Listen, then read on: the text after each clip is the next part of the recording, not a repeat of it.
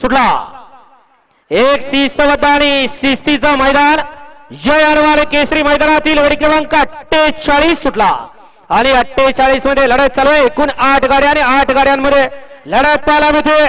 पाड्याला सुंदर अशी गाडी पोहते सासवडकर आणि त्याच्या